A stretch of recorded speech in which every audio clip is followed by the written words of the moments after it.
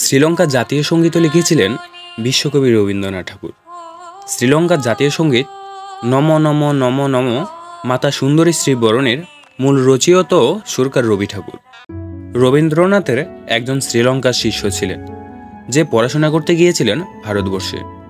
সেখানে গিয়ে তিনি রবীন্দ্রনাথের পরম ভক্ত হয়ে যান। 1938 সালে তিনি রবি ঠাকুরের কাছ থেকে নিজ দেশের জন্য একটি গান লিখে দেওয়ার অনুরোধ করেন।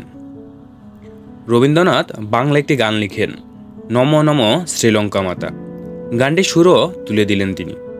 1946 সালে গানটি সিংহলি ভাষায় অনুবাদ করে একটি রেকর্ড বের করা হয় শ্রীলঙ্কায়। ব্রিটিশ উপনিবেশ থেকে শ্রীলঙ্কা স্বাধীনতা পেল 1948 সালের 4 ফেব্রুয়ারি। 1950 সালের নতুন দেশের জাতীয় সঙ্গীত তৈরির জন্য একটি কমিটি গঠন করা হয়। আনন্দ সেই সময় নম নম শ্রীলঙ্কা মাতা এই গানটি কমিটির কাছে দেন এবং তারা এই গানটিকে 1951 সালের 22 নভেম্বর শ্রীলঙ্কা জাতীয় সঙ্গীত হিসেবে স্বীকৃতি দেন। রবীন্দ্রনাথের এই প্রিয় শিষ্যের মাধ্যমে রবীন্দ্রনাথের লিখিত ও সুর করা গানটি শ্রীলঙ্কা জাতীয় সঙ্গীত হিসেবে স্বীকৃতি পায়।